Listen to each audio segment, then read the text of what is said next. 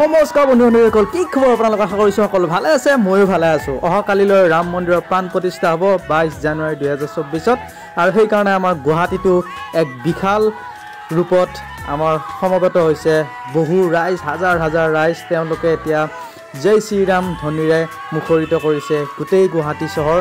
চাম বলক গোটেই গুৱাহাটী চহৰৰ প্ৰতিটো ৰাজপথত, প্ৰতিটো গলিত জয় শ্ৰীৰাম ধ্বনিৰে তেওঁলোকে মুখৰিত কৰিছে গোটেই অঞ্চল, আকাশ বতাহ। চাওঁ আহক, গোটেই ভিডিঅ'টো গম পাব গোটেই গুৱাহাটীৰ পৰিৱেশ। আজি প্ৰভু শ্ৰীৰামৰ অযোধ্যাত অহাকালি মন্দিৰৰ উদ্বোধন হ'ব, প্ৰভু শ্ৰীৰামৰ প্ৰাণ প্ৰতিষ্ঠা হ'ব।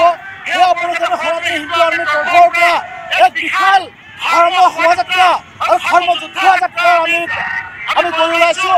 ইয়াত শান্তিপূৰ্ণভাৱে আমি কৰি ওলাইছোঁ। ধৰ্ম থাকিলে বাচিব দেশ, সাধাৰণতে মহাত্মাই গৈ আজি আমাৰ এই ৰেলীত প্ৰায় 10,000 পৰা 15,000 লোক উপস্থিত আছে। আমাৰ এটাই কথা, শান্তি সম্প্ৰীতিৰ দেশখন আমি শান্তি ৰামৰাজ্য স্থাপন আমি কৰিব বিচাৰোঁ। আমাৰ এয়াই ক'ব লগা। বহু প্ৰতীক্ষাৰ অন্তত অহাকালি ৰাম মন্দিৰ প্ৰতিষ্ঠা হ'ব, প্ৰাণ প্ৰতিষ্ঠা কৰিব নৰেন্দ্ৰ মোদী ডাঙৰীয়া, আমাৰ প্ৰধানমন্ত্ৰী। আৰু সঁচাকৈ বহুত বেছি ভাল লাগি আছে। এই ক্ষণটোৰ কাৰণে অধীৰ অপেক্ষাৰে আমি সকলো ভাৰতবাসীয়ে বাট চাইছোঁ। জয় শ্ৰীৰাম, জয় শ্ৰীৰাম। আৰু ভিডিঅ'টো আপোনালোকে সম্পূৰ্ণভাৱে শেষলৈকে চাওক। জয় শ্ৰীৰামৰ নামত চালে বহুতেই বেছি ভাল লাগিব আপোনালোকৰ।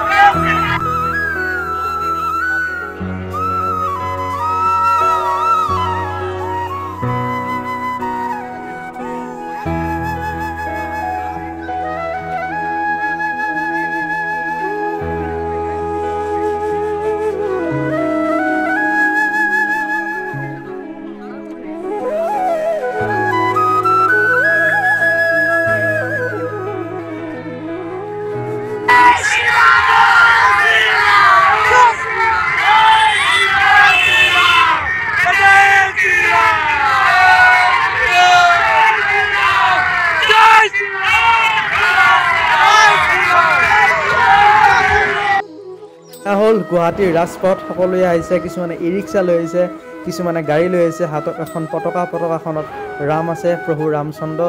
আৰু দেখিছে নহয়, গোটেই চাৰিওফালে ৰামময় হৈ গৈছে অসমৰ আকাশ বতাহ। কিছুমানে জিপচি লৈ আহিছে, কিছুমানে গাড়ী লৈ আহিছে। সকলো ধুনীয়াকৈ সাজি কাচি আহিছে। সঁচাকৈ মানে ৰামময় হৈ পৰিছে আমাৰ গুৱাহাটী চহৰ।